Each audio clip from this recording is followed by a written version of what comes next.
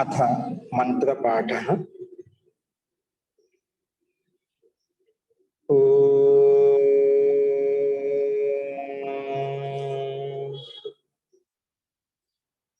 सहनाववतु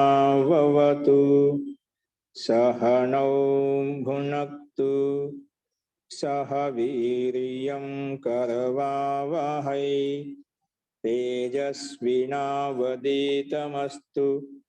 मा विद्विषावहै। ओम शांति शांति शांति। सर्वेभ्यो नमः। अंदरिकी नमस्कारम अंडी।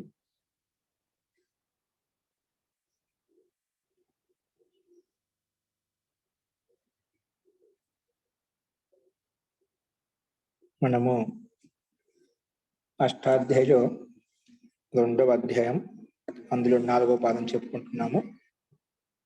నిన్న మనము ఆర్ధాతుక ప్రకరణంలో అస్తేర్భుః భ్రువో వచిః చక్షింగః క్యాయ్ తర్వాత వా లిటి అనే సూత్రాలు చూసాము. చక్షింగ్ ధాతు స్థానంలో క్యాయ్ ఆదేశం వస్తుంది. ఆర్ధాతుక విషయం రాబోతుందని చెప్పి ముందే చేసేసుకున్నాము. అలాగే భ్రువో వచి ప్రకారంగా భ్రువి ధాతులో వచి ఆదేశం వచ్చేస్తుంది. అలాగే లిట్ పక్కన ఉంటే కూడా చక్షింగ్ ధాతు స్థానంలో క్యా ఆదేశం వికల్పంగా వస్తుంది లిట్ లకారంలో. పైన చెప్పిన ప్రకారం చక్షింగ్ ధాతు ఆర్ధ ధాతుకు విషయంలో మాత్రమే వస్తుంది. కానీ లిట్ లకారం పక్కన ఉన్నప్పుడు కూడా లిట్ ఆర్ధ ధాతుకం కాబట్టి అప్పుడు వికల్పంగా వస్తుంది అని చెప్పి మనకు ఈ సూత్రం యొక్క అర్థం చెప్పుకున్నాం. దానికి సంబంధించిన ఉదాహరణలు మనం నిన్న చూసామండి. అస్తు నిన్న చెప్పిన వాటిలో ఇంకెవరికైనా సందేహాలు ఉన్నాయా? ఆచార్య అక్కడ ఆకార లోపంకి సూత్రాలు చెప్తా అన్నారు ఆచార్య. నిన్న ద్వివచనంలో బహువచనంలో అసంయోగాలిటితో దేంతో కిట్వతయింది. అది అసంయోగాలిటితో సంయోగ ధాతువు కదా ఆచార్య, రాలేదు ఆచార్య. సో మనకు లోపం రావాలంటే చెప్పండి ఆచార్య. ఇప్పుడు మనకు స్నాభ్యస్తయోరాతః అనే ఒక సూత్రం ఉంది ఆచార్య. ఇది వరకు మనం పపతుహు ఆ రూపం చెప్పుకున్నాం ఆచార్య. అది అభ్యస్తంలో ఉన్న ఆకారానికి లోపం చేస్తుంది ఆచార్య.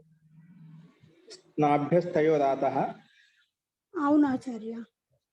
ద్వివచనంలో దీంతో అవుతుంది ఆచార్య. ఇప్పుడు మనకి ఏ రూపంలో సమస్య వస్తుంది?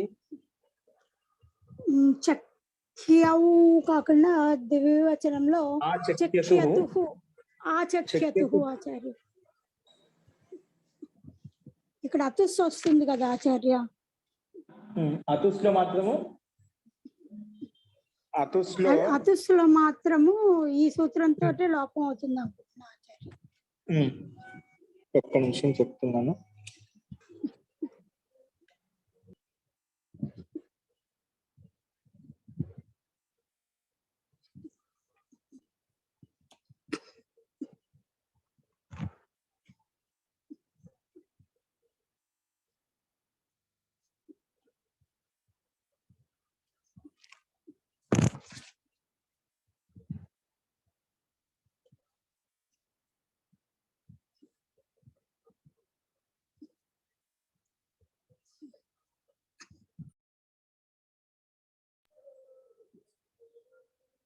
ఇక్కడ మనము చక్యవులో ఏదంతా చేసాము? మనం చక్యవులో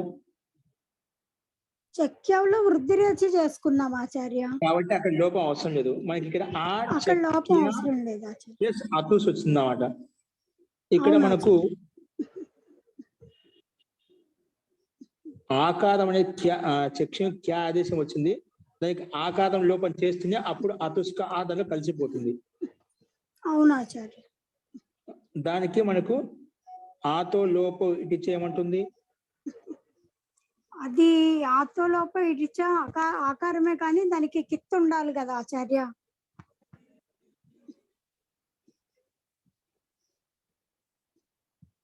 ఒకసారి సూత్రం యొక్క అర్థం చెప్పండి, మీకు చెప్తాను. దాంట్లో నుండి ఆతో లోపు ఇచ్చారు. ఒక్క నిమిషం ఆచార్య చెప్పండి.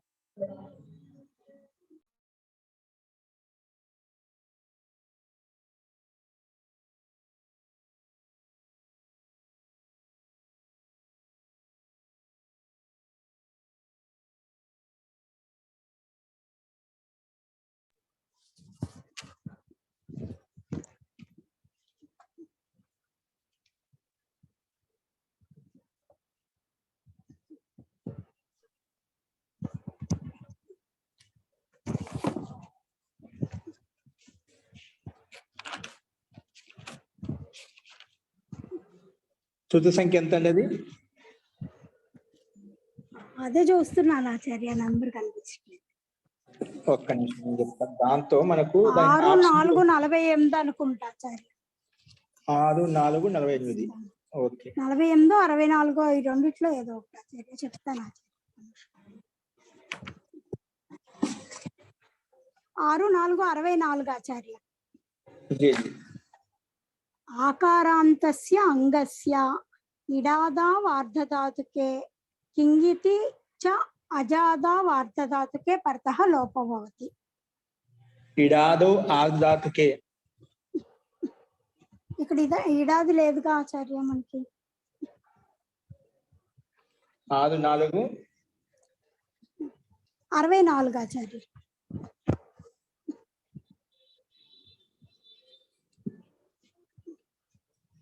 ఇడాదో కూడా లేదా ఆచార్య? చూడండి, మళ్ళీ సూత్రం బాగా చదవండి, దాంట్లో సమాధానం ఉంది. చెప్పండి. మళ్ళీ ఒకసారి సూత్రం చెప్పండి. ఆకారాంతస్య అంగస్య ఇడాదావార్ధధాతుకే కామ ఆచార్య. తర్వాత ఇడాదో అజాదో కూడా ఉంటుంది. చూడండి, ఇడాదో అజాదో కూడా ఉంటుంది. అజాది ఉన్నప్పుడు గిత్తు కానీ ఉండాలన్నారు ఆచార్య.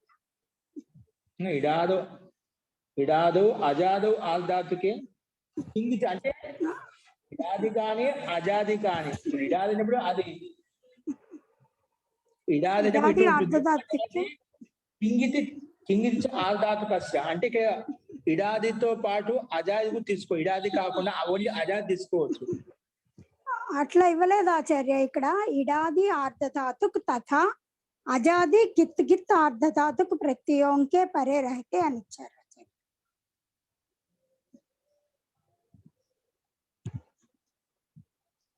ఇక్కడ పపతు రూపంలో లాగా తీసుకోమన్నారు ఆచార్య. అక్కడైతే ఈ సూత్రం తీసుకున్నారు ఆచార్య. అభ్యస్తంలో లోపం చేసుకోవచ్చు ఆచార్య. అది స్నాభ్యస్తయోరాత అనే సూత్రం ఆచార్య. అభ్యస్తానికి పక్కన ఉండేటువంటి స్నాభ్యస్త ఇది నువ్వు చెప్తుంది కదా. మళ్ళీ అభ్యస్తాద్ అంగావృతస్య ఆకారాంత సంగస్య అని అంటుంది కదా సూత్రము. స్నా ఇత్యేతస్య అభ్యస్తానాం చ అంగానాం ఆకారస్య లోపో భవతి ఆచార్య. అభ్యస్తానాం అంగానాం ఉత్తరస్య అని చెప్పలేదా? లేదా ఆచార్య, అభ్యస్తానాం అంగానాం ఆకారస్య అని ఉంది ఆచార్య. అంటే అభ్యస్త అంగమే కదా. అవును కదా ఆచార్య, ఇది అభ్యస్తం అవుతుంది కదా ఆచార్య. అదే అభ్యస్తం అంటే ఉభయ అభ్యస్తంతో అభ్యస్తం రెండు కలిపితే అభ్యస్తం అవుతుంది కదా ఆచార్య. అభ్యస్త సంజ్ఞ అవుతుంది కాబట్టి అంగంలో మనకు ఆకారంతో అయితే ఉందో దాని ప్రకారం మనం చేసుకోవచ్చు. ద్వివచనంలో దీని ప్రకారంగా చేసుకోవచ్చుగా ఆచార్య. ఇప్పుడు కూడా ఉంది కాబట్టి దాని ప్రకారం చేస్తామండి. ఫస్ట్ ఓకే అండి. నిన్న నేను ఈ పుస్తకం అభ్యస్తంగానికి ఉత్తరంగా చూసి మనం చేసేస్తాము. ఓకే అండి, నేను చెప్తాను. 6-4-112 ఆచార్య ఈ సూత్రం. స్నాభ్యస్తయరాత. అవును ఆచార్య.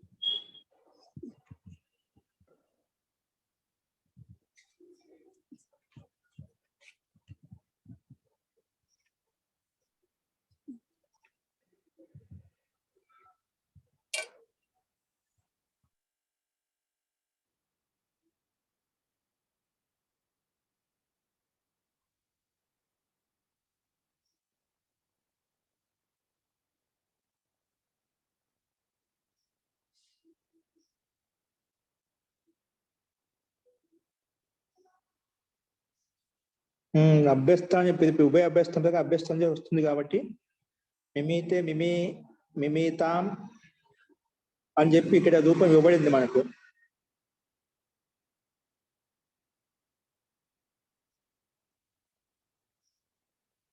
కానీ దీనికి కూడా అపవాద సూత్రాలు ఉన్నాయండి. ఫస్ట్ నేను చెప్తాను, దీని బుక్కులు నాకు ఈ బుక్కులు చూస్తే కనిపించేది కాశికాలు, నేను మళ్ళీ చూసి చెప్తాను. అలాగే ఆచార్య. ఓకే, అలాగే ఆచార్య. మనుషురామ. ఇంకా ఇది కాకుండా ఎవరికైనా వ్యక్తిగతంగా ఉన్నాయా? ఇదే బహువచనంలో కూడా చెప్పాలి ఆచార్య.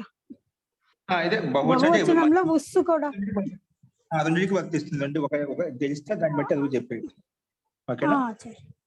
ఇక్కడ కూడా ఉపయోగం ఉండదు, అభ్యస్త సంధ్య వల్ల ఉపయోగం మనకి అది తెలియాలి అనమాట. ఓకే, అది చెప్పు. అలాగే అస్తు. ఇప్పుడు మనం ఇదే క్రమంలో ఉన్నటువంటి నెక్స్ట్ సూత్రం అధేరివ్య ఘయ్యపో. ఏంటండి? అధేరివ్య ఘయ్యపో అనే సూత్రం మీకు కనిపిస్తుంది చూడండి స్లైడ్ మీద. అజేహి షష్ఠి విభక్తి ఏకవచనం, ఘయ్యపోహు దానికంటే ముందు అజయ్ షష్ఠి విభక్తి ఏకవచనము, దాంట్లో వి ఉందన్నమాట. వి లుప్త ప్రథమాంత నిర్దేశ అని చెప్పి, వి లుప్త ప్రథమాంత నిర్దేశ. చూడండి మీకు ఇక్కడ క్లారిటీ కనిపిస్తుంది. అజేహి షష్ఠి విభక్తి ఏకవచనం వి లుప్త ప్రథమాంత నిర్దేశ. స్లైడ్ మీద గమనించండి. వి లుప్త ప్రథమాంత నిర్దేశ. అఘయ్యపోహు, అఘయ్యపోహు సప్తమి విభక్తి ద్వివచనం. అఘయ్యపోహు సప్తమి విభక్తి ద్వివచనం అన్నమాట. ఓకే, అస్తు. ఇక్కడ అఘయ్యపోహ అనే పదాన్ని సమాసం ద్వారా విడగొట్టుకొని చెప్పుకుంటున్నామట. ఏంటంటే ఘై ఘైచ అపుచ ఘయ్యపౌ, ఘైచ అపుచ ఘయ్యపౌ. ఇదేంటి? ఇతరేతర యోగ ద్వంద్వ సమాసం అన్నమాట. ఘైచ అపుచ ఘయ్యపౌ ఇతరేతర యోగ ద్వంద్వ సమాసం. ఓకే, అంటే ఇక్కడ ఘై ప్రత్యయం ఉంది, అపు ప్రత్యయం ఉంది, వీటిని విడివిడిగా చెప్పుకుంటున్నాము. ఇతరేతర యోగ ద్వంద్వ సమాసం చెప్పి నా ఘయ్యపౌ అఘయ్యపౌ అంటే ఈ ఘై ప్రత్యయము అప్రత్యయం ఉండే ఒకటి నిషేధించాము. మళ్ళీ ఘై ప్రత్యయం చెప్పాము, అప్రత్యయం చెప్పాము, వాటిని ఘయ్యపౌ అంటాము. ఈ రెండు ఎక్కడైతే ఉండవో ఆ సందర్భాన్ని, ఆ స్థలాన్ని ఇక్కడ తీసుకోవాలి. అందుకే నా ఘయ్యపౌ అఘయ్యపౌ తయోహు అఘయ్యపోహు, తయోహు అఘయ్యపోహు అని చెప్పి ఇక్కడ తీసుకోబడింది అనమాట. ఇది నైతృత్వ సమాసం. ముందు ద్వంద్వ సమాసం చేసి దాన్ని నైతృత్వ సమాసంతో మనం నిషేధించాం. అస్తు. ఇప్పుడు అనువృత్తి వచ్చేసి పైనుంచి వాకి అనువృత్తి వస్తుంది. ఆర్ధ ధాతుకే అనే పదానికి కూడా అనువృత్తి వస్తుంది. వాకి అనువృత్తి, ఆర్ధ ధాతుకే అనే పదానికి కూడా అనువృత్తి. ఓకే, అస్తు. అర్థ, అర్థం వచ్చేసి దీని యొక్క అర్థం గమనించండి. అజధాతో సూత్రంలో అజేహి ఉంది కదా, అజేహి షష్ఠి విభక్తి ఏకవచనం విడగొట్టుకున్నాం. అజేహి అంటే అజధాతు నుంచి వచ్చింది అన్నమాట. అజధాతోహు వి ఆదేశో వికల్పేన భవతి. కానీ ఎప్పుడు అజధాతు స్థానంలో వి ఆదేశం వస్తున్నాడు. వి ఆదేశో భవతి, వి ఆదేశం వికల్పేన భవతి, వికల్పంగా వస్తుంది. ఎప్పుడు? ఆర్ధ ధాతుకే పరతః. ఎప్పుడు? ఆర్ధధాతుక అంటే విశేషప్తమి, అంటే ఆర్ధధాతుక విషయం ఎప్పుడైతే ఉంటుందో ఆ సందర్భంలో వికల్పంగా మనకు వి ఆదేశం వస్తుంది. కానీ ఘయ్యపౌ వర్జయిత్వ, ఎక్కడైతే ఘై ప్రత్యయమో అప్రత్యయం ఉన్నాయనుకోండి అక్కడ రాదు. అంటే వీళ్ళు ఎందుకు నిషేధించాల్సి వచ్చింది ఇక్కడ? ఘయ్యపౌ వర్జయిత్వ అంటే ఘై ప్రత్యయము అప్రత్యయం ఎక్కడైతే ఉంటాయో అక్కడ వి ఆదేశం రాదు. ఎందుకంటే ఘై ప్రత్యయం కూడా ఆర్ధధాతుకమే, అపు ప్రత్యయం కూడా ఆర్ధధాతుకమే, తింగశక్తి భిన్నమైన ప్రత్యయాలు కదా. కాబట్టి ఈ ఘై ప్రత్యయం వచ్చినప్పుడు ఒకవేళ ఇది కూడా ఆర్ధధాతుకం అని చెప్పి అజధాతు స్థానం వి ఆదేశం అవుతుందని చెప్పి ముందుగానే నిషేధించాట. అంటే ఏ ఆర్ధధాతుక ప్రత్యయం ఉన్నా కూడా అజధాతు స్థానం వి ఆదేశం వస్తుంది. ఏమన్నా ఇక్కడ అజధాతు స్థానంలో వి ఆదేశము రావాలి అంటే వికల్పంగా పక్కన ఆర్ధధాతుకు ప్రత్యయం ఆర్ధధాతుకు ప్రత్యయం పక్కన ఉండాలి. ఆర్ధధాతుకం అంటే ఏమిటి? మొత్తం వచ్చేసాయి. ఆర్ధధాతుకం శేష ప్రకారంగా తింగశక్తి భిన్న ఆర్ధధాతుక భవంతి అని చెప్పుకున్నాం కదా. అంటే తింగశక్తి భిన్నం ఏదైనా కానీ అన్ని ఆర్ధధాతుకలే కాబట్టి ఆ రకంగా ఏ ఆర్ధధాతుక ప్రత్యయం వచ్చినా అజధాతు స్థానంలో వి ఆదేశం ప్రాప్తమవుతుంటే, కానీ ఒక ఘై ప్రత్యయం వచ్చినప్పుడు మాత్రము, ఒక అప్పు ప్రత్యయం వచ్చినప్పుడు మాత్రము అక్కడ ఇవి కూడా ఆర్ధాతుకలే. ఈ ప్రత్యయం వచ్చినప్పుడు మాత్రం అక్కడ వి ఆదేశం రాకూడదు అని చెప్పి అఘయ్యపోహు అని చెప్పి ఇక్కడ నిషేధించబడింది. కాబట్టి అందుకే అజధాతు స్థానంలో వి ఆదేశం వస్తుంది. ఒక ఘై ప్రత్యయము అప్రత్యయం వదిలిపెట్టి ఏ ప్రత్యయాలు వచ్చినా కూడా అక్కడ అజధాతు స్థానంలో వి ఆదేశం చేసుకుంటాము అని ఈ సూత్రం యొక్క అభిప్రాయము. అదేవిధంగా ఉదాహరించారు ఇక్కడ ప్రవేత.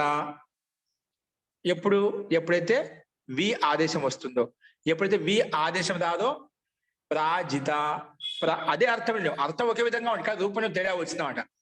ప్రవేత ప్రాజిత, ప్రవేతుం ప్రాజితం. ప్రవేతుం అంటే వి ఆదేశం వచ్చినప్పుడు, వి ఆదేశం రానప్పుడు ప్రాజితం అలా వస్తుంది. అలాగే ప్రవేతవ్యం తవ్యత్ ప్రత్యయం వచ్చినప్పుడు ప్రవేతవ్యం వస్తుంది. దాంట్లో ఒకసారి వి ఆదేశం రానప్పుడు ప్రాజితవ్యం. ఏంటి? ప్రాజితవ్యం. ఈ రకంగా మనకు తుచ్ ప్రత్యయము, తుముని ప్రత్యయము, తవ్య ప్రత్యయం యొక్క ఉదాహరణ పైనుంచి ఏ విధంగా వస్తుందో అదే విధంగా ఇక్కడ ఉదాహరణ ఇవ్వబడ్డాయి. అదేంటో చూద్దాం. ఇక్కడ ఉపసర్గం తీసుకోబడింది. ఓకేనా? సరే, అజధాతుకి భూవాదయో ధాత ప్రవేత శబ్దం ఎలా తయారు చూద్దామండి. మన ప్రకృతి సూత్రం ఎక్కడో ఏ రకంగా వినియోగించబడిందో అది చూడండి. ప్రవేత, ప్రవేతుం, ప్రవేతవ్యం, ఇవి మనకు 3 రూపాలు. ఎప్పుడైతే అజధాతు స్థానం వి ఆదేశం వస్తుందో అప్పుడు వచ్చిన రూపాలు అనమాట. ఓకే, ముందు వి ఆదేశం వచ్చినప్పుడు ఎలా ఉంటుందో రూపం చూద్దాం. తో ఉపసర్గము అజధాతు, ధాతుకి భూవాదయో ధాత ప్రకారం ధాతు సంజ్ఞ, ధాతుకు తే ప్రాగ్ ధాతు ప్రకారంగా ఉపసర్గ ధాతుకు ముందే వచ్చేస్తాయి కాబట్టి ఉపసర్గం వచ్చింది మన లక్ష్యానుగుణంగా. సో ధాతునకు అజధాతు దాసుని పెట్టిన వెంటనే ఏమవుతుంది? అజర్వ్య ఘయ్యపోహు, అజర్వ్య ఘయ్యపోహు ప్రకారం అంటే ముందు తెచ్చుకుందాం. ధాతు ఇదం అధికార సూత్రం అస్మిన్ అధికారే నోల్ త్రిచౌ. ఏంటంటే నోల్ త్రిచౌ ప్రకారంగా త్రిచి ప్రతి తెచ్చుకున్నాం. అప్పుడు ఏమైపోయింది?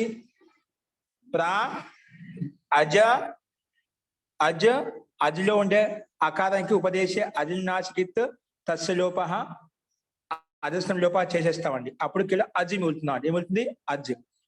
అజ్ త్రిచ్ ప్రత్యయం యొక్క త్రిచ్ ప్రత్యయంలో కూడా చకారానికి అనుబంధ లోప చేస్తాం. హలంత్యం తస్య లోప అదర్శనం లోప. అప్పుడు కిలో త్రు మిగులుతుంది. అజ్ త్రు. ఇప్పుడు ఈ స్థితిలో ఆర్ధాతు ప్రత్యయం త్రిచ్ ప్రత్యయం పక్కన ఉంది కాబట్టి అజేరివ్య ఘయ్యపోహు, అజధాతు స్థానంలో ఆర్ధధాతుక ప్రత్యయం పక్కన ఉంటే వి ఆదేశం వస్తుంది. వికల్పేన వి ఆదేశం వస్తుంది. ఇక్కడ వి ఆదేశము వచ్చేస్తున్నమాట. ఎందుకు? వికల్పంగా ఒక పక్షంలో వస్తున్నమాట. ఎందుకు? ఆర్ధధాతుక తుచ్ ప్రత్యయం పక్కన ఉంది కాబట్టి వి ఆదేశమే అజధాతు స్థానం సంపూర్ణ అజధాతును తీసివేసి దాని స్థానంలో వి వచ్చేసిన వి దీర్ఘం అండి. అప్పుడు త్రు ప్రత్యయం ఆర్ధాతుకం కదా కాబట్టి వెంటనే ఇది ఇగంత ధాతు కాబట్టి ఆర్ధధాతు కస్యేడు వరాదేశ్వరి సార్వధాతుక ఆర్ధధాతుకయో అనే సూత్రం ప్రకారంగా వి ఆదేశంలో దీర్ఘీకారం వచ్చింది కదా, వి ఆదేశం వచ్చింది కదా, దానికి గుణం అవుతుంది. ఏ దాంతో? సార్వధాతుక ఆర్ధధాతుకయో అనే సూత్రం ప్రకారంగా ఇదేమంటుందంటే ఆర్ధధాతుక ప్రత్యయపరత అంగస్య గుణో భవతి. అంగానికి గుణం అవుతుంది. అంటే వీకి గుణం వే అయిపోతుంది అన్నమాట. ఈకి గుణం అయిపోతుంది, ఈకి గుణం ఏ అయిపోతుంది. అందుకే వి స్థానంలో వే త్రు అయిపోయింది. ప్రవేతృ. త్రు అనేది కృత్ ప్రత్యయం కాబట్టి కృదత్తిం కృత్ ప్రత్యయం కాబట్టి కృత్ తదిత సమాసాశ్చ ప్రకారంగా ప్రవేతృ ఈ శబ్దానికి మొత్తానికి ప్రాతిపదిక సంజ్ఞని పేరు పెట్టుకోవడం వలన ప్రాతిపదిక అధికారాన్ని పెట్టి సుదెచ్చుకుంటాము. ముందు చెప్పిన విధంగా ప్రక్రియ మొత్తం అవుతుంది. సుదెచ్చుకోగానే త్రుకి ఋదు సనస్ పురు సంసో నేహ సాంశ ప్రకారంగా ఋతుస్థానంలో అనంగాదేశం వస్తుంది. అనంగా ఆలస్యం చేస్తాము. అనంగా ఆలస్యం చేయగానే దానికి అనుమతి లోపం చేస్తే అన్ మిగులుతుంది అన్నమాట. అప్పుడు ప్రవే తన్ అయిపోయింది. ప్రవేత్ అన్ ప్రవేతన్ అయిపోయింది అన్నమాట కలిపితే. ప్రవేతన్ ప్లస్ ఇక్కడ మళ్ళా అప్ త్రిన్ త్రిచ్ నప్ త్రి నేస్త్రి ప్రకారంగా ఉపదాకి దీర్ఘం చేస్తాం. అప్పుడు ప్రవేతన్ అనేది ప్రవేతాన్గా మాది. ఉపదాకి దీర్ఘం చేస్తాం. ప్రవేతాన్. తర్వాత హల్యాభ్యో దీర్ఘాసుతిష్య ప్రిక్తం హలి ప్రకారంగా సులోపం అయిపోతుంది. అలాగే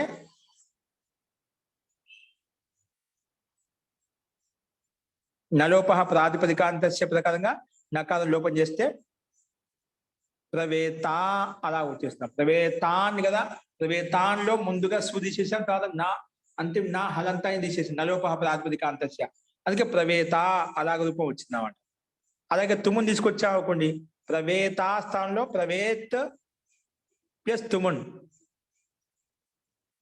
మనకు తా ఎక్కడ వచ్చింది? ఇది ప్రవేతాన్ కదా, ప్రవేతాన్ కాకుండా ఇక్కడ మనకు తుస్ ప్రత్యయం కాదు, ప్రవే ప్లస్ తుమున్. తుమున్ ప్రత్యయం వచ్చినప్పుడు అనుమతిలో తుమ్ మిగులుతుందట. తుమ్ అనేది ఆర్ధాతకం కాబట్టి ఇక్కడ గుణం చేస్తాం. ప్రవే ప్లస్ తుమ్, ప్రవే తుమ్. ఇక్కడ డైరెక్ట్ గా చేసేస్తాం. ఇక్కడ మనకు తుస్ ప్రత్యయం రాదు. ఎప్పుడు తుమ్ముని ప్రత్యయం వచ్చినప్పుడు సమాన కర్తృక పూర్వకాల ప్రకారంగా తుమ్ముని ప్రత్యయం వస్తుంది. స్వాది సమాన కర్తృకేషు తుమున్, సమాన కర్తృకేషు తుమున్ అనే సూత్రం ప్రకారంగా తుమ్ముని ప్రత్యేక అనుమతి తీసుకుంటేనా మనకు ప్రవేత్తుం అలా వస్తుంది. అదే తవ్యత్ ప్రత్యయం తీసుకుంటే ప్రవేతవ్యం. ఇక్కడ కూడా తవ్య నియర ప్రకారంగా తవ్య ప్రత్యయం వస్తుంది.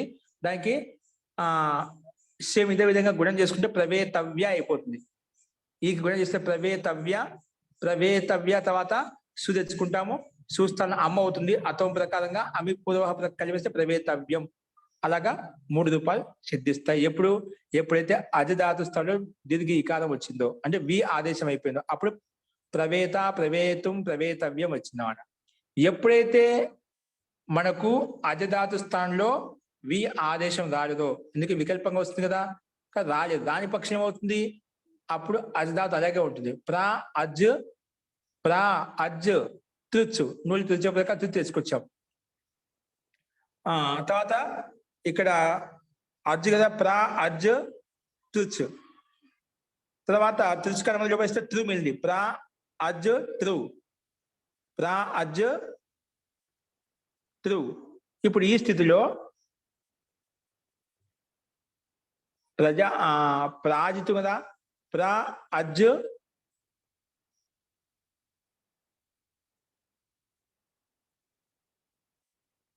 త్రు ప్రత్యేకి ఇది ఆర్ధాతు ప్రత్యేకం కాబట్టి ఆర్ధాతు కస్యేడు వల అదే ప్రకారం ఇట్టాగం చేసుకుంటామండి. ఇది షడ్ధాతు కాబట్టి ఆర్ధాతు కస్యేడు వల అదే ప్రకారంగా ఇట్టాగం చేస్తాం. ఇట్టాగం చేసినప్పుడు ఏమవుతుంది?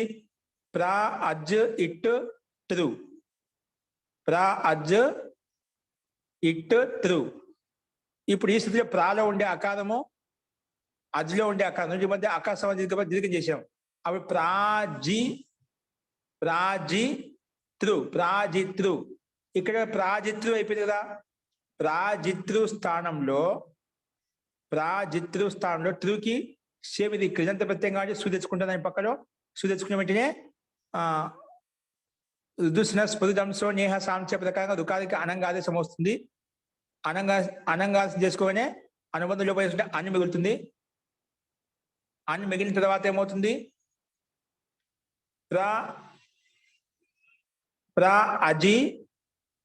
అజిత్రు అయిపోయింది. పక్కన సు అజిత్రు సు. దీనికి అనంగా ప్రజిత్రు అజ్ ఈతాన్ అయిపోయింది. అజ్ ఈతన్ అయిపోయింది. దానికి సు పక్కనే ఉంది కాబట్టి అప్ త్రిచ్ ప్రకారంగా దీర్ఘం చేసుకుంటాము. ఇజ్ తాన్ అప్పుడేమైతే ప్రజితాన్ అయిపోయింది అన్నమాట. ప్రా ఉపసర్గము అజలో ఉండే అక నుండి మీద అక సవర్ణ దీర్ఘ చేసుకుంటే ప్రాజితాన్ సు. ఇక్కడ మళ్ళా సేమ్ నకారానికి లోపము సుకి లోపం చేసుకుంటే ప్రాజితాన్ అనేది ప్రాజిత అలాగ రూపం సిద్ధిస్తుంది. ప్రాజిత.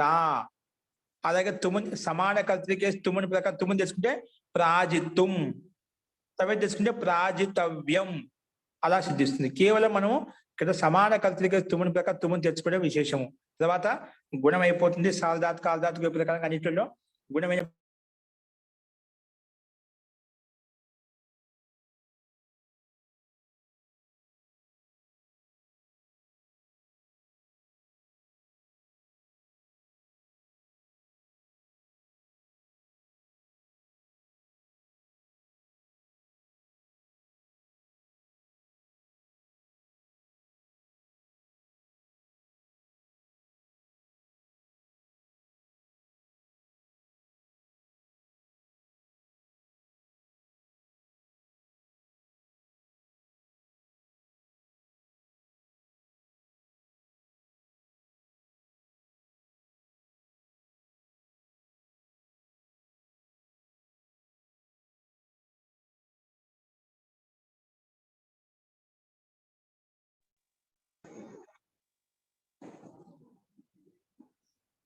అస్తు జీ ఈ అర్థమైందా?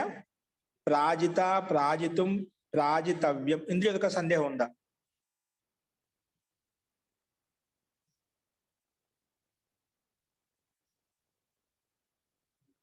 అర్థమైంది ఆచార్య. మళ్ళీ అక్కడ రెండు ధాతులు ప్రవేతాలో ఎందుకు మనకు ఈటాగం కాలేదు? అది ఏకాచ్ ధాతువు కదా ఆచార్య. ఏకాచ ధాతు అంటే ఏకాచ ఉపదేశం ధాతు ప్రకారంగా ఇటుక నిషేధం అయిపోతుంది.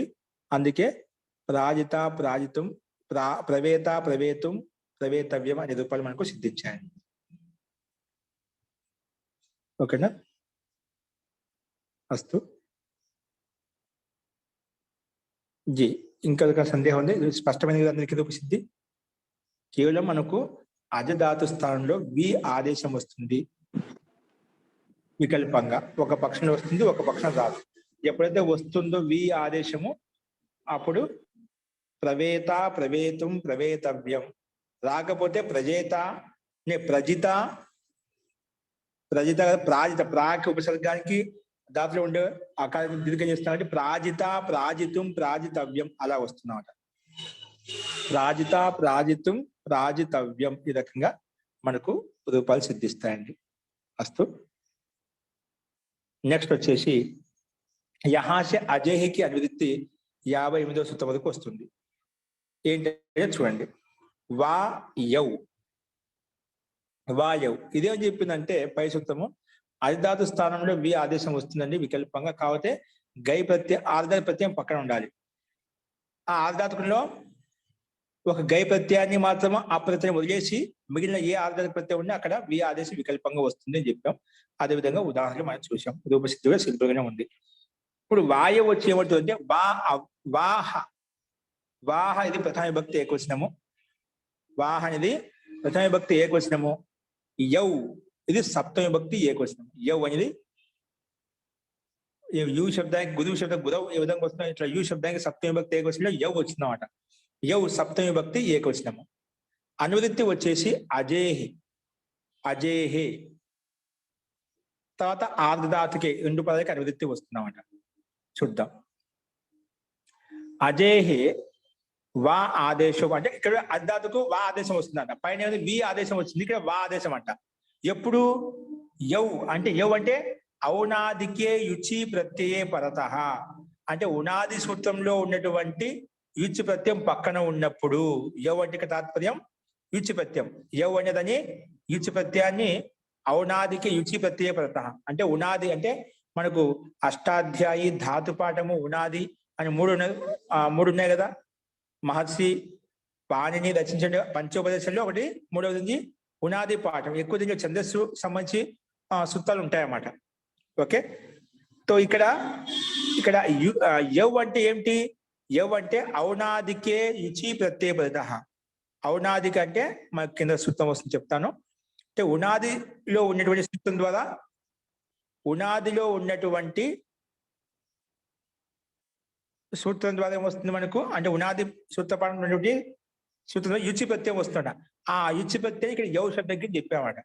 ఆ ప్రత్యయం పక్కన ఉంటే అక్కడ అధిధాతు స్థానంలో వా ఆదేశం వస్తుంది. వికల్పంగా నిత్యం వస్తుందట. ఇక్కడ వికల్పానికి అనువృత్తి రావడానికి ఓన్లీ అధిధాతుకు మాత్రం వస్తుంది. ఇక్కడ పై సూత్రము అధిధాతు స్థానంలో ఆర్ధాతుకు ప్రత్యయం పక్కన ఉంటే ఆర్ధాతుకు ప్రత్యయం పక్కన ఉంటే ఏమొస్తుంది, మనకు వి ఆదేశం వస్తుంది చెప్పింది. కానీ ఇక్కడ ఏమంటుంటే ఇక్కడ అర్ధాతుకి వా ఆదేశం వస్తుంది. కానీ ఎప్పుడు ఔనాదికి యౌ ప్రత్యయం పక్కన ఉన్నప్పుడు మాత్రమే.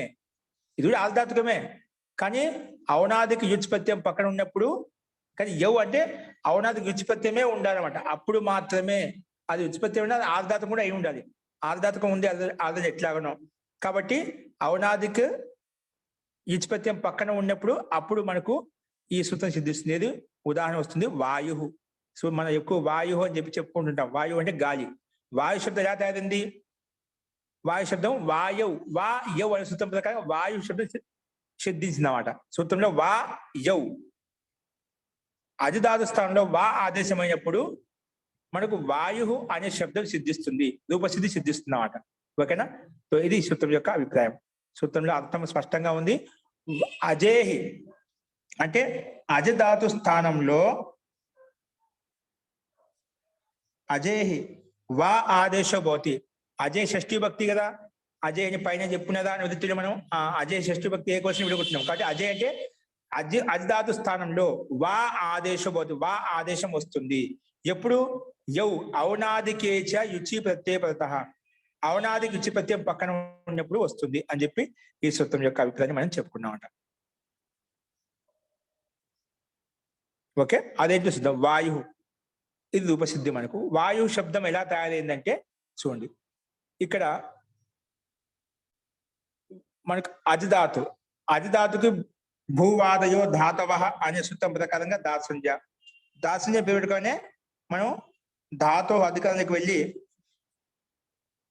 మనకి ఏ సూత్రం ఏంటి? ఉనాది సూత్రము. యజి మణి శుంది దసి జనిభ్యో యుచ్చు.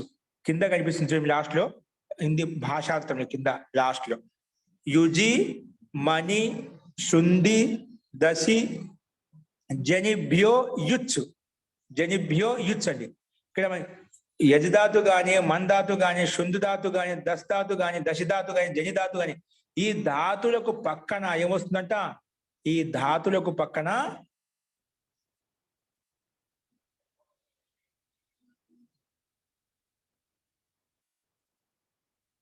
ఈ ధాతుల పక్కన ఏమొస్తుంది? మనకి యుచ్ ప్రత్యయం వస్తుంది.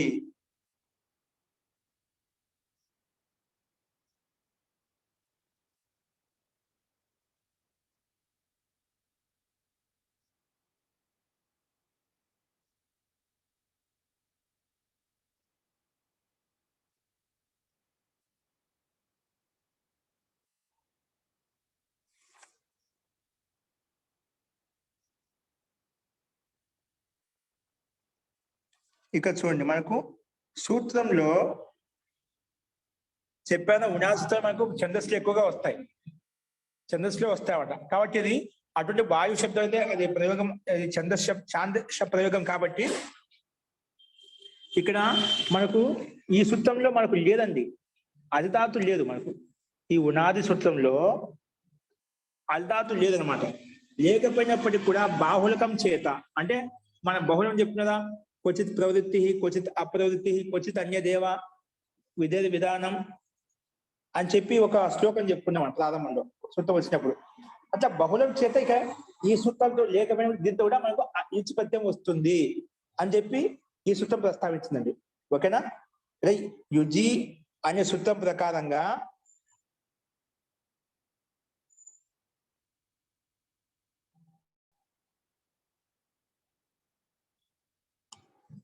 ఈ సూత్రం ప్రకారం వచ్చి మనకు యుచ్ ప్రత్యయం వచ్చిందండి. ఓకేనా? ఇది ఎలా వచ్చిందంటే బాహుళకం చేత. అంటే బాహుళకం అంటే ఏంటి? ఎక్కడ ఏ రకం కావాలన్నా మనకు ఆ ప్రత్యయం కావాలన్నా ఆ ప్రత్యయం తెచ్చుకుంటామట. అదే విధంగా ఇక్కడ మనకు ప్రత్యయం తెచ్చుకున్నామట. కాబట్టి బహుళం అనే సూత్రం ప్రకారంగా మనకు ఈ ప్రత్యయం వచ్చేసింది. యుజి మణి శుంది దశి జనిభ్యో యుచ్. ఇక్కడ మనకు ఈ అర్ధాతు లేదు. అర్ధాతు స్థానంలో మనకి ఏమొచ్చింది? ఇప్పుడు వా ఆదేశం వచ్చిందన్నమాట. కానీ ఈ ఉనాది సూత్రం చేత యుచ్ ప్రత్యయం వచ్చింది. అంటే బాహుళకం చేత అధిధాతు చేత మనకు యుచ్ ప్రత్యయం వచ్చింది. ఓకేనా? సరే, యుచ్ ప్రత్యయం వచ్చింది. చెప్పాం బహుళం అంటే ఛందస్సులో ఎక్కడ ఏ రకం కావాలో ఆ రకం చేసుకుంటాం. క్వచిత్ ప్రవృత్తి, క్వచిత్ అప్రవృత్తి.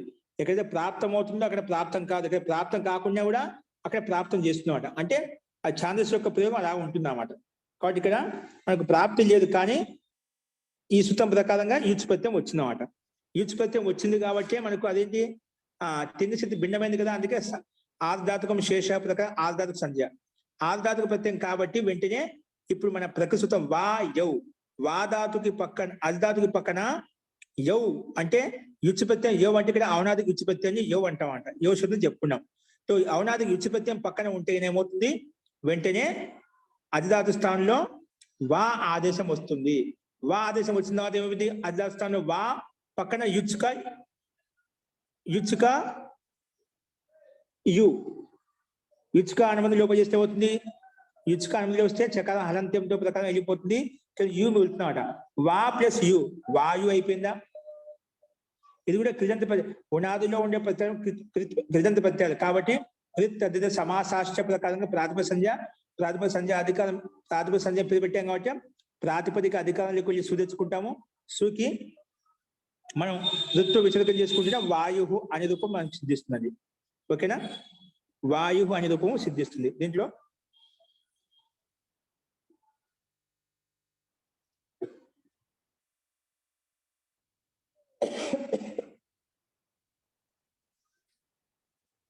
ఇక్కడ ఒక సందర్భం అడగబడింది. ఏమడగబడిందంటే వాధాతు స్థానం, ఇప్పుడు యుచ్ ప్రత్యయం వచ్చింది కదా, యుచ్ కనుమతులు యు మిగిలింది. అంటే యుచ్ ప్రత్యయం పక్కన ఉంటే ఏమవుతుంది, ప్రత్యయ పదత పూర్వస్య అంగ సంధ్య భవతి, అంగ సంధ్య కూడా వస్తుంది. అంగం ఉంది కాబట్టి యువోద నాకో అనే సూత్రం ప్రకారంగా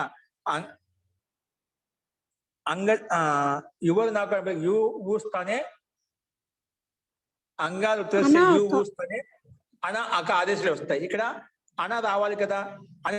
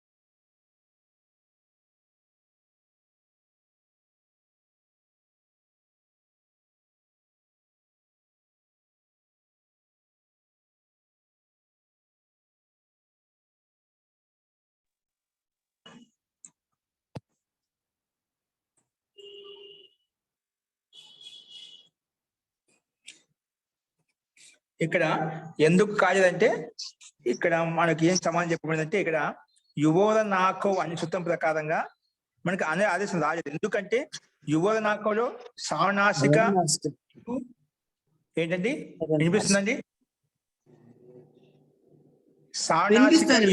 వినిపిస్తుంది అన అక ఆదేశాలు వస్తాయి. అవును, యహో నిరనాసిక యు అన్నమాట. అంటే మనకు అష్టాధ్యాయులో ఉన్నటువంటి ఏవైతే ఉన్నాయో వాటికే అనునాసికంతో యుక్తమైన యు పెట్టామన్నమాట. అవి సానాసికం అంటే అన్నాసిక సహితమైన యు ప్రత్యయం వస్తుంది, అన్నాసిక సహితమైన ఊ వస్తుందన్నమాట. అంటే ఏదైతే అష్టాధ్యాయతో వచ్చిన అష్టాధ్యాయులో ఉండే సూత్రాలతో వచ్చిన ప్రత్యయం అయితేనా వాటికి మాత్రమే అన అక ఆదేశాలు వస్తాయి.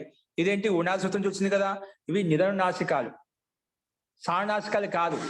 మహర్షి పాణి ఏమని చెప్పారంటే అష్టాధ్యాయులో ఉండేటువంటి ప్రత్యయాలు ఏవైతే వాటికే సానాసికాలు అని చెప్పి పెట్టుకున్నాడు. అన్నాసిక యుక్తమైనటువంటివి కాబట్టి వాటి అనుబంధంతో యుక్తమై ఉన్నాయి కాబట్టి వాటికి మాత్రమే అన అక ఆదేశాలు వస్తాయి. అందుకే నిరనాసికము అది దీనికి సమానం చెప్పామన్నమాట. ఓకే, నిరనాసిక యు కాబట్టి అంటే ఉనాది సూత్రం యూచిపెట్టి తీసుకొచ్చావు, అది సానాసిక కాదు.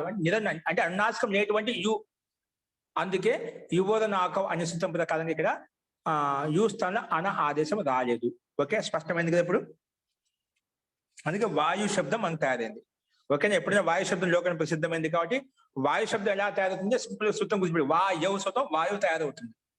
సూత్రం ఏంటి కలిపి చెప్పొద్దు, వాయవ్ అని చెప్పి వాయవ్ వా అనే ఆదేశం పైనుంచి అధిధాతుని మనం అనుమతి తీసుకోవాలన్నమాట.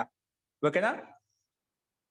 ఏమన్నా ఇది మనకు పైనుంచి అనుమతి తెలియకపోతే వాయువుతో వాయు శబ్దం ఎలా అవుతుంది, వాయవు అంటున్నావు కదా, ఇది ఒకే పదం చూసామనుకోండి మనకు ఇబ్బంది అవుతుంది.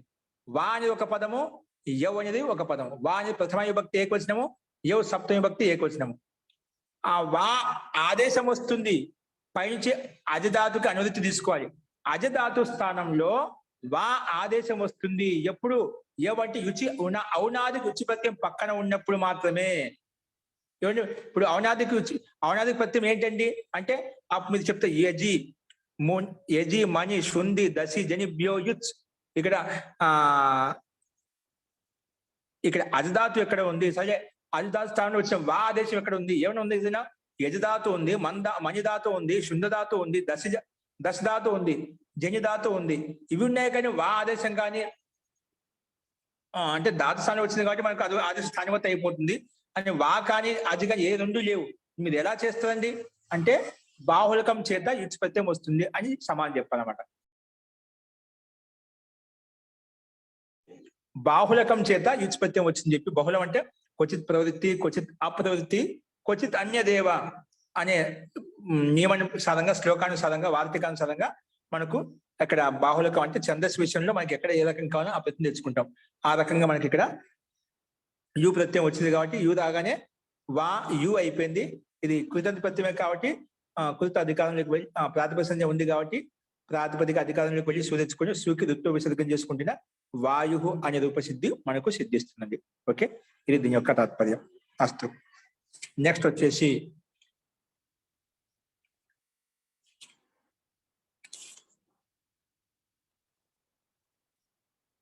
ఓకే అండి, ఇది వరకు మనకు ఆర్ధాతుక ప్రకారం ఇక్కడ సమాప్తం అయిపోయింది. ఏంటంటే ఆర్ధాతుక అంటే ఆర్ధాతుక ప్రత్యయం. చూడండి, మనకి ఇప్పుడు ఇంతవరకు ప్రక్రియలో మొత్తం అన్ని ఆర్ధాతుక ప్రత్యయం నిమిత్తం చేసుకుని పని చేసుకున్నామండి. మీకు ఆర్ధాతుకే అనే సూత్రం నుంచి మొదలుకొని మీరు ఏం తీసుకోండి, అన్ని కూడా మనకు ఆర్ధాతుక ప్రత్యయం నిమిత్తం చేసుకునేది. ఆర్ధాతుక ప్రకరణం అంతా కూడా ఆర్ధాతుక ప్రత్యయాన్ని విశేషప్తమే కావచ్చు, లేదా డైరెక్ట్ కావచ్చు, అన్ని ఆర్ధధాతుక ప్రత్యయ నిమిత్తం చేసుకుని మనం రూపసిద్ధి చేసుకున్నామట. అందుకే ఆర్ధధాతుక ప్రకరణం మనం చూసాం. ఫస్ట్ ఇప్పుడు నెక్స్ట్ వచ్చి లుక్ ప్రకరణం. ఏంటండి లుక్ ప్రకరణం అంటే? లుక్ అంటే ఏమిటి?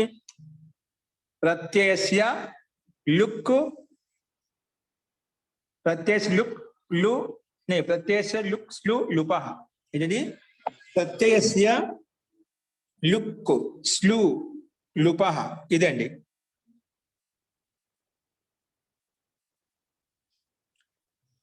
ప్రత్యయస్య లుక్ స్లు లుపః.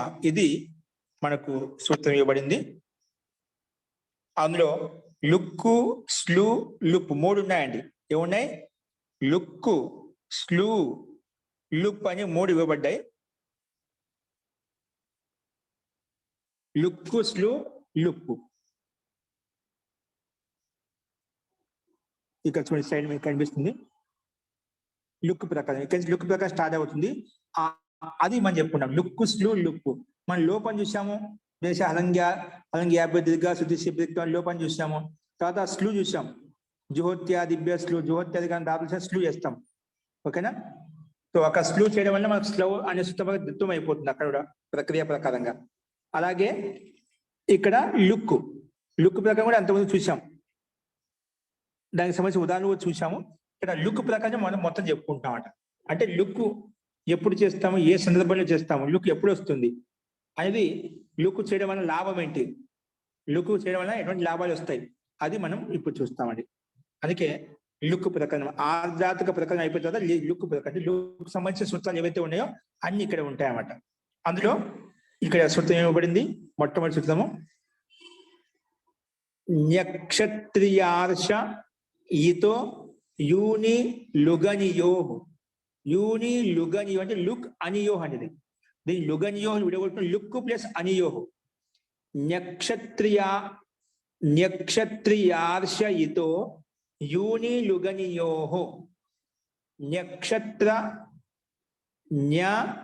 క్షత్రియార్ష, ఇక్కడ మన పదాన్ని విడగొట్టుకుంటే నక్షత్రియార్షయిత, దాన్ని సంధి వలన నక్షత్రియార్ష ఇతో యూని లుగనియోహో. ఇది మన సూత్రం అండి. ఈ సూత్రం పద విభాగాన్ని జాగ్రత్తగా గమనించండి. నక్షత్రియార్ష ఇత, ఇదంతా ఒక పదం కింద. ఇది పంచవిభక్తి ఏకవచనం. పంచవిభక్తి ఉందంటే ఏమొస్తుందండి? షష్ఠి విభక్తి దాని స్థానంలో పనిచేసుకున్నాం. ఇప్పుడు చక్షిక స్థానంలో క్యా ఆదేశం అయిపోయింది, అస్థాస్థానంలో భూ ఆదేశం, షష్ఠి విభక్తి కాబట్టి ఇప్పుడు ఏమిచ్చాడు? పంచవిభక్తి. పంచవిభక్తి అంటే ఏం చేస్తాము? పక్కన చేసుకుంటాం. ఏం చేసినా పక్కన ప్రత్యయం కావచ్చు, ఏమైనా కావచ్చు, ఏం చేసినా కూడా అది పక్కనే అవుతాయి. అంటే ఏదైతే ఉంటుందో దాన్ని పక్కన పని చేసుకుంటామట. అది పంచవిభక్తి యొక్క అర్థం. పంచమి ఎక్కడైతే అక్కడ పక్కనే పని చేసుకుంటామట. అస్తు. నక్షత్రియార్ష ఇత పంచవిభక్తి ఏకవచనము. నెక్స్ట్ వచ్చేసి యూని. ఏంటండి? యూని, ఇది సప్తమి విభక్తి ఏకవచనం. ఏంటి? యూని అనేది సప్తమి విభక్తి ఏకవచనం. లుక్, లుక్ అనేది గకారమే కకారంగా మారిపోతుంది సంధి వలన. లుక్ ఇది ప్రథమ విభక్తి ఏకవచనం అన్నమాట. లుక్ ఏంటి? ప్రథమ విభక్తి ఏకవచనం. అనియోహో, అనియోహో ఇది షష్ఠి విభక్తి ద్వివచనం. ఓకే అండి. రెండు ఉన్నాయి, అన్న ఈ రెండు ఉన్నాయి కాబట్టి అనియోహ అని చెప్పి చెప్పుకున్నాము. అనియోహో షష్ఠి విభక్తి ద్వివచనం. ఓకే, ఈ రకంగా రెండు మనకు కనిపిస్తున్నాయి. నక్షత్రియార్ష ఇత పంచమి విభక్తి ఏకవచనము. యూని సూత్రం ఎలా ఉందో పద అలా తీసుకున్నాము. సప్తమి విభక్తి ఏకవచనము. లుక్ ప్రథమ విభక్తి ఏకవచనము. అనియోహో, అనియోహో షష్ఠి విభక్తి ద్వివచనం. ఇప్పుడు ఒక్కొక్క పదాన్ని మనం విడగొట్టుకున్నాం సమాసం ద్వారా.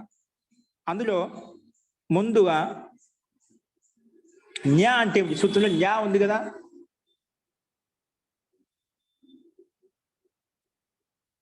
నక్షత్రియార్ష ఇత, ఇత ఉంది కదా, ఇత పదాన్ని విడగొట్టామట సూత్రంలో. నక్షత్రియార్ష ఇతలో ఇత పదం అంటే ఏమిటి అది చెప్తున్నాడు.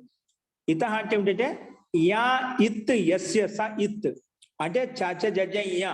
చవర్గంలో పంచమాక్షరం ఉందా, ఆ పంచమాక్షరానికి ఆ యకారానికి ఇత్ చేశాము. ఎక్కడైతే అంటే ఏ ధాతులు అయితే, ఏ ప్రత్యయం లేదు, ఎక్కడైనా కానీ ఇక్కడ ప్రత్యయం తీసుకున్న సందర్భాన్ని బట్టి యా ఇత్ యస్య, యస్య ప్రత్యస్య యకారస్య ఇత్ సంజ్ఞ కృతః.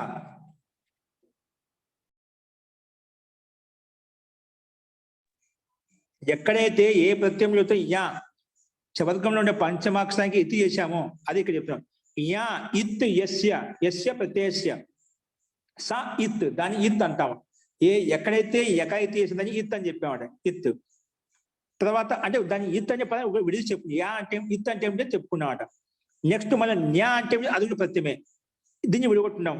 న్యశ్చ క్షత్రియశ్చ ఆర్షశ్చ ఇచ్చ, ఇత్ చ ఉండాలి మాదిగా. ఇత్ ప్లస్ చ, ఇక్కడ స్తోశ్చునాస్తు సంధి చేసాం కాబట్టి ఆ ముందున్న తకారం చవర్గంగా మారిపోయింది. చూడు పద విభాగంలో యా ఇత్ యస్య స ఇత్ అన్నాం కదా, అది విడగొట్టుకున్నాం. ఇత్ అని చెప్పుకున్నాం, ఉపయోగించి చెప్పుకున్నాం. తర్వాత ఆ పదంలో నక్షత్రియార్ష ఇతహాలు ఎన్ని పదాలు ఉన్నాయంటే దాని ఇన్ని పదాలు ఉన్నాయి. ఒకటి మొట్టమొదటి న్యా పదము, క్షత్రియ పదము, ఆర్ష పదము, ఇచ్చ అంటే ఇక్కడ న్యా ప్రత్యయం తీసుకోవాలి.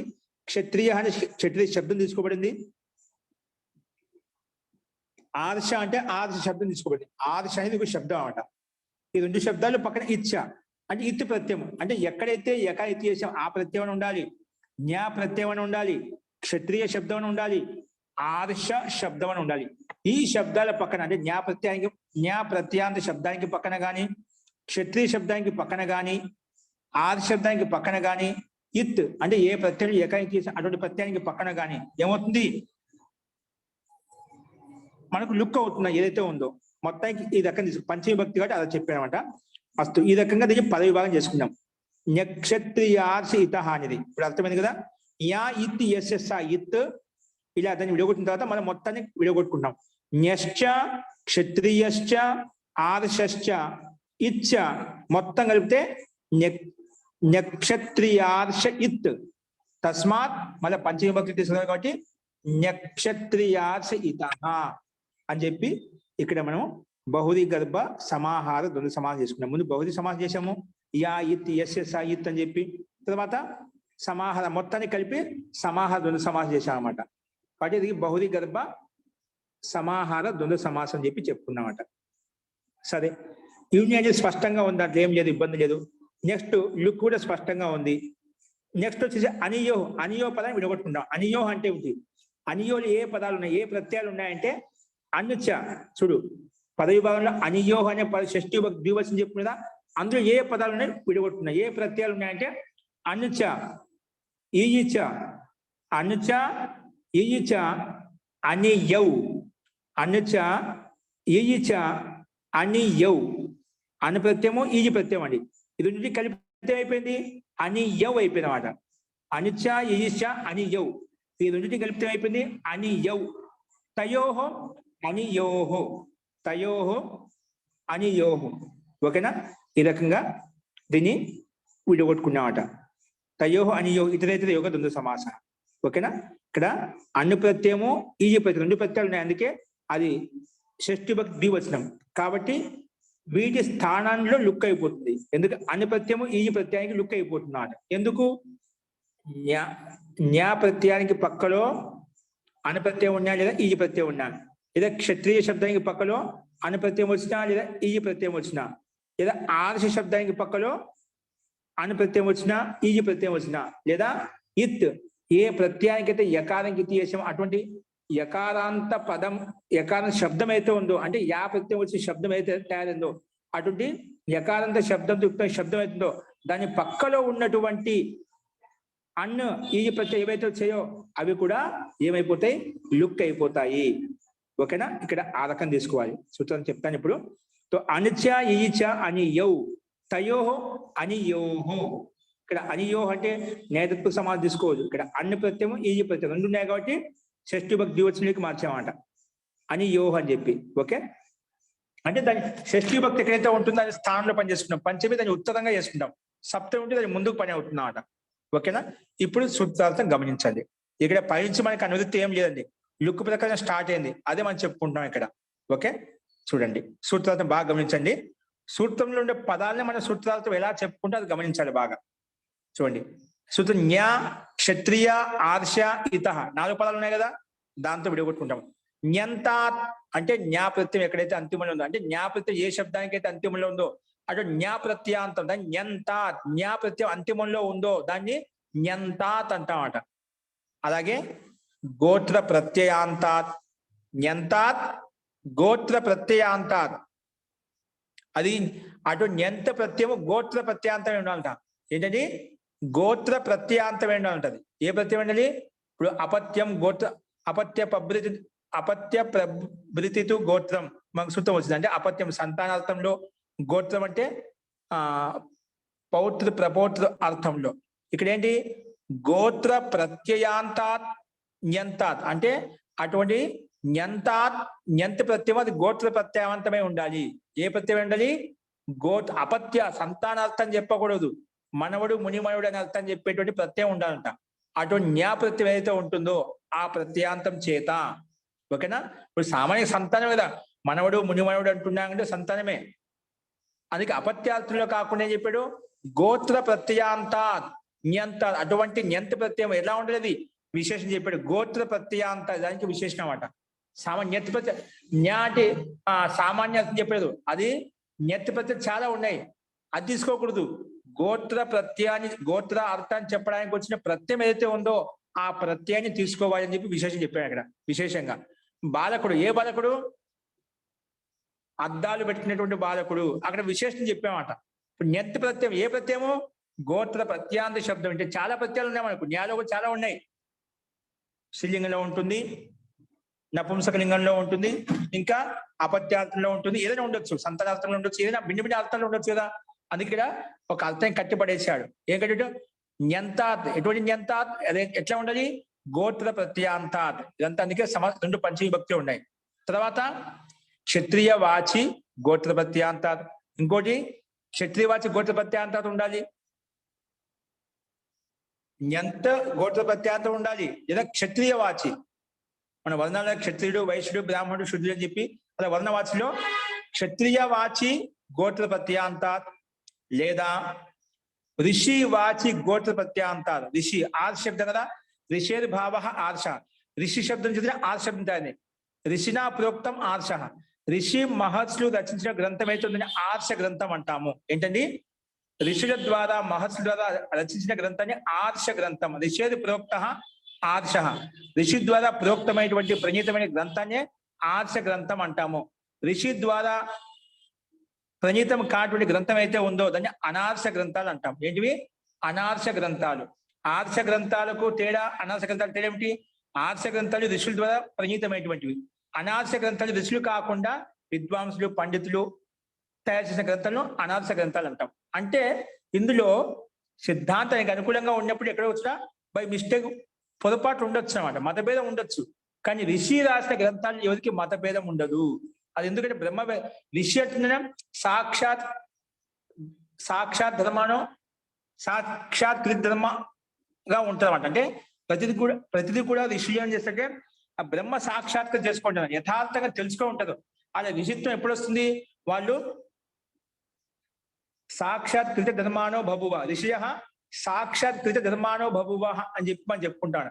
ఋషులు ఎప్పుడు ఏదైనా విషయాన్ని సాక్షాత్కారం చేసుకున్నప్పుడు వాడిని ఋషిత్వం వస్తుందన్నమాట.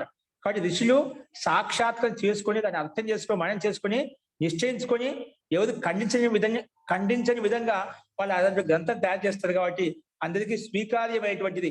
ముల్లోకాల్లో అంటే అన్ని కాలాల్లో స్వీకరించబడినటువంటి సిద్ధాంతం అయితే ఉందో అదే స్వీకరించబడుతుంది అన్నమాట, అదే తీసుకోబడుతుంది. మహర్షి పాండ్యములు ఎన్నో వ్యాకరణాలు వచ్చాయి, కానీ ఇంతవరకు ఈ వ్యాకరణ ఎవరు ఖండించలేకపోయారు, ఎవరు ఇది చెప్పలేకపోయారు, ఇది కాదు దోషం చెప్పలేకపోయారు. అంటే అందరూ స్వీకరించబడినది, అన్ని కాలంలో స్వీకరించదగినది. ఇది పూర్వకాలంలో స్వీకరించబడింది, పూర్వకాలంలో ఈ వ్యాకరణ చెప్పుకునే వాళ్ళని కాదు, పూర్వకాలం నుంచి ఈ కాలం వరకు కూడా మనం ఇప్పటి వరకు కూడా ఇదే వ్యాకరణ కంటిన్యూ చేసుకుంటూ వస్తున్నాం. కాబట్టి ఈ రకంగా ఉంటుంది. ఋషి ప్రణీతమైన గ్రంథం ఎలా ఉంటుంది, దాని లేశ మాత్రం కూడా దాంట్లో దోషయుక్తమైనటువంటి అవకాశం ఉండదు. మనం ఎన్నో గ్రంథాలు రాసుకున్నాం, దాంట్లో చాలా మంది టికా టిప్పని చేస్తూ ఉంటాం. ఎందుకు అక్కడ మతభేదం ఉంది, ఎందుకు ఇలా చేయాలి. దీంట్లో ఋషి రాసిన గ్రంథంలో మాత్రం మతభేదం ఉండదు, అందరూ స్వీకరించగలసిందే.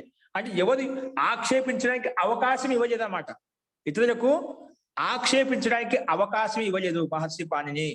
కాబట్టి అందుకే ఇక్కడ ఆర్ష శబ్దంతో తీసుకోబడ్డామట. అది చెప్పారు. ఋషి వాచి గోత్ర ప్రత్యాంత అంటే ఆర్ష శబ్దం వచ్చింది కదా, నేను చెప్పాను. ఆర్ష అంటే ఏమిటంటే ఋషి ద్వారా ప్రణీతమైన గ్రంథాలను ఆర్ష గ్రంథాలు అంటాము. అస్తు, ఇక్కడ మనకు ఋషి వాచి గోత్ర ప్రత్యాంతం ఉండాలి, లేదా క్షత్రియ వాచి గోత్ర ప్రత్యాంతం ఉండాలి, లేదా న్యంత ప్రత్యయమైనటువంటి గోత్ర ప్రత్యాంతం ఉండాలి, లేదా లాస్ట్ వచ్చిన ఇత్ గోత్ర ప్రత్యాంతాచ అంటే ఏ ప్రత్యయంలో ఎకారం కిత్తి చేసామో అటువంటి ఇత్ ప్రత్యాంత గోత్ర ప్రత్యాంతం అని ఉండాలి. ఇత్ గోత్ర ప్రత్యాంతాచ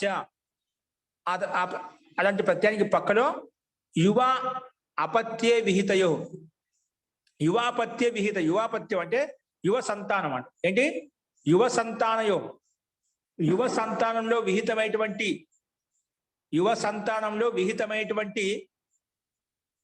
అనియోరు లుక్ భవతి. అంటే యువ సంతానం అంటే ఏమిటి? ఇక్కడ గోత్ర ప్రత్యయం అంట. అంటే యువ అంటే ఏమిటి? సంతానికి సంతానం, యువ సంతానం అయిపోతుంది కదా, అది యువ సంతానం ఉండాలి. మళ్ళా ఏ సంతానం ఉండాలి? యువ సంతానమే ఉండాలి. ఏదో బాల్యత్వం వృద్ధత్వం ఉండకూడదు. ఓకే, ఇప్పుడు మునులు ముని మనవడు అంటున్నాం అంటే ఏంటి? వాళ్ళంతా యువావస్థలో ఉంటామంట, అంటే అలా స్థితిలో ఉంటుంది. అటువంటి వాళ్ళని ఇక్కడ మనం చెప్పుకుంటున్నామంట. అని యువావస్థలో కలిగిన వ్యక్తిని చూసుకుంటున్నాం ఇక్కడ. అస్తు, ఇత గోత్ర ప్రత్యాంతాచ యువపత్యే విహిత అంటే యువాపత్యంలో, యువాపత్యం అంటే సంతానార్థంలో విహితమైనటువంటి అన్ ఇయో లుక్ భవతి. అన్ ప్రత్యానికి ఈజీ ప్రత్యానికి లుక్ అవుతుంది. ఓకేనా? అంటే ఎక్కడైతే జ్ఞాపకం తీసుకొచ్చామో అటువంటి గోత్ర ప్రత్యాంతానికి పక్కలో కానీ, క్షత్రియ వాచి అయినటువంటి గోత్ర ప్రత్యానికి పక్కలో కానీ, ఋషి వాచి అయినటువంటి గోత్ర ప్రత్యానికి పక్కలో కానీ, ఇత్ ప్రత్యయం వచ్చినటువంటి గోత్ర ప్రత్యాంత శబ్దానికి పక్కలో కానీ ఏదైతే అన్ని ప్రత్యయం వచ్చినా ఈ ప్రత్యయం వచ్చినా దానికి లుక్ అయిపోతుంది. యువపత్యంలో వచ్చినటువంటి అన్ని ప్రత్యయం కానీ లేదా ఈ ప్రత్యయం కానీ దానికి లుక్ అయిపోతుంది అని చెప్పి ఈ సూత్రం యొక్క అర్థం చెప్పుకున్నాం. అందుకే న్యంత్ గోత్ర ప్రత్యాంతు, క్షత్రియవాచి గోత్ర ప్రత్యాంతు, ఋషివాచి గోత్ర ప్రత్యాంతు, అలాగే దానికైతే ఇచ్చంది చేసామో అటువంటి గోత్ర ప్రత్యాంత శబ్దం అయితే ఉందో వాటి చేత వాటి పక్కన యువా ప్రత్యయంలో వచ్చినటువంటి అన్ని ప్రత్యయం ఈ ప్రత్యయం ఏవైతే ఉందో వాటికి లుక్ అయిపోతుంది అని చెప్పి ఈ సూత్రం యొక్క అర్థం. ఇక్కడ సామాన్యంగా क्षत्रिय आर्षा से युवापत्य में अन का उदाहरण नहीं मिलता। ఇక్కడ ఒక మాట ఏం చెప్పారంటే న్యా ప్రత్యాంతానికి క్షత్రియ శబ్దానికి ఆర్ శబ్దానికి అంటే న్యా ప్రత్యాంత శబ్దంతో క్షత్రియ శబ్దంతో ఆర్ష శబ్దంతో యువాపత్యంలో అనక ఉదాహరణ నహి మిల్తా అంటే ఈ శబ్దాలతో అనుప్రత్యయం రావడం అనేది యువార్థంలో అనుప్రత్యయం రావడం సంభవం కాదండి. అంటే ఉదాహరణ దొరకదు అన్నమాట ఎక్కడ కూడా. అందుకే యువాపత్యంలో అనక ఉదాహరణ నహి మిల్తా, ఉదాహరణ దొరకదు. అతః ఇతిసే ఉత్పన్న అనకాహి ఉదాహరణ దియాగయ అంటే కేవలము ఇత్ ప్రత్యయం వచ్చినప్పుడు అంటే అటువంటి ప్రత్యయము ఏ ప్రత్యయంలో అయితే ఎకారికి తీసామో అటువంటి ప్రత్యయం వచ్చినప్పుడు మాత్రం ఇక్కడ ఉదాహరణ ఒకటి చూపించాలన్నమాట. అందుకే ఇక్కడ ఒక అంటే కేవలము అను ప్రత్యయం వచ్చినప్పుడు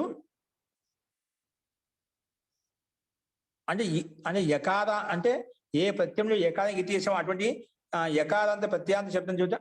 యకారాంత ప్రత్యాంత శబ్దం అయితే ఉందో అది శబ్దం చేత మనకి ఏమొస్తుంది అని ప్రత్యయం వస్తుంది. ఆ ఒక్క ఉదాహరణ మాత్రం ఇక్కడ ఇవ్వబడింది అన్నమాట. అది ఇక్కడ చెప్పబడింది.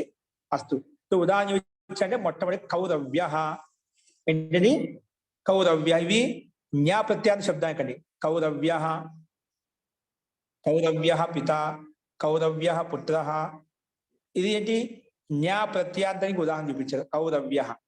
అలాగే క్షత్రియ శబ్దానికి స్వఫల్క స్వఫల్క శబ్దం అండి. స్వఫల్క పిత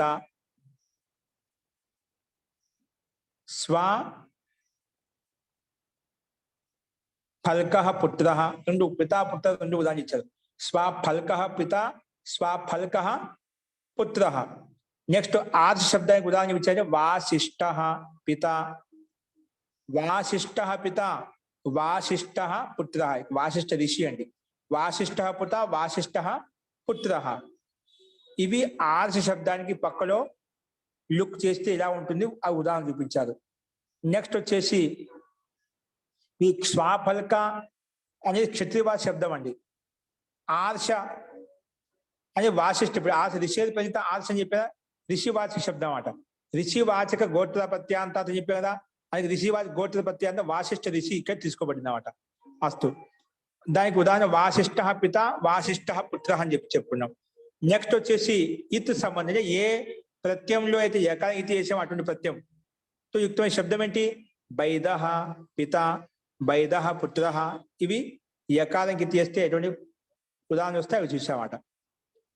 ఇవి ఇంతవరకు మనము డైరెక్ట్గా న్యా ప్రత్యాంతంతో క్షత్రియ శబ్దంతో ఆర్ శబ్దంతో ఇతి శబ్దాంతంతో వచ్చే ప్రత్యయాలు ఒక ఉదాహరణ మనం చూసాం. నెక్స్ట్ వచ్చి అను ప్రత్యాంతం.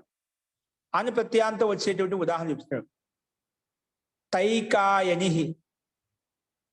తైకాయని పిత తైకాయని పుత్ర తైకాయని పిత తైకాయని పుత్ర. ఇవి అన్న ప్రత్యయానికి ఉదాహరణ చూపించారు మనకి. ఎందుకంటే అన్ని ఈ రెండు ప్రత్యయాలు చెప్పుకున్నాం కదా అన్న ఈ ఇక్కడ అన్న ప్రత్యాంతానికి ఉదాహరణ ఇక్కడ ఈ రెండు చూపించబడ్డాయండి. అందుకే తైకాయని పిత తైకాయని పుత్ర ఈ రకంగా మనకు ఉదాహరణలు చూపించబడ్డాయి. వీటి యొక్క ఉదాహరణలు మనం రేపు చెప్పుకున్నామండి. ఎందుకంటే సమయం ఎక్కువ అయిపోయింది. వీటి యొక్క ఉదాహరణలు మనం రేపు చూద్దామండి. ఓకేనా. సూత్రార్థం సూత్రం యొక్క అర్థం స్పష్టంగా ఉంది కదా. మనకు సూత్రం యొక్క అర్థం స్పష్టం కావాలి ముఖ్యంగా. ఇక న్యాప్రత్యాంతం అంటే అటువంటి న్యాప్రత్యాంతం గోత్ర ప్రత్యయంతో యుక్తమైన న్యాప్రత్యానికి పక్కలో క్షత్రియ శబ్దంతో యుక్తమైన గోత్ర ప్రత్యాంత శబ్దానికి పక్కలో ఆర్ష శబ్దానికి పక్కలో ఇత్ ప్రత్యాంత శబ్దానికి పక్కలో యువా ప్రత్యయంలో వచ్చినటువంటి అను ప్రత్యయం కానీ ఈ ప్రత్యయం ఏవైతే ఉన్నాయో వాటికి లుక్ అయిపోతుంది అని చెప్పి ఈ సూత్రం చెప్పిందన్నమాట. యువా ప్రత్యయంలో వచ్చినటువంటి అను ప్రత్యయానికి ఈ ప్రత్యయానికి లుక్ అయిపోతాయి. ఎప్పుడు న్యా శబ్దానికి పక్కలో కానీ క్షత్రియ శబ్దానికి పక్కలో కానీ ఆర్ శబ్దానికి పక్కలో కానీ ఇత్ ప్రత్యాంత శబ్దానికి పక్కలో కానీ ఏవైతే ఈ ప్రత్యయాలు ఉంటాయో ఏవి అను ప్రత్యయం కానీ ఈ ప్రత్యయం కానీ మనకి లుక్ అయిపోతుంది అని చెప్పి ఈ సూత్రం మనకు ప్రస్తావించిందండి. అస్తు ఈ రకంగా మనం చూసాము సూత్రం యొక్క అర్థము. వీటి యొక్క ఉదాహరణలు మనం ఏంటో రేపు చూద్దామండి. ఇంకేమైనా సందేహాలను కూడా రేపు చూద్దాం. అస్తు మంత్రపాఠ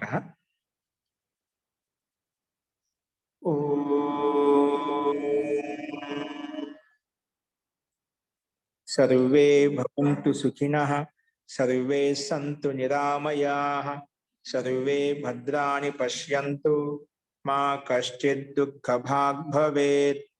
ओम शांति शांति शांति। सर्वेभ्यो नमः। अंदरिकी नमस्कारम अंडी।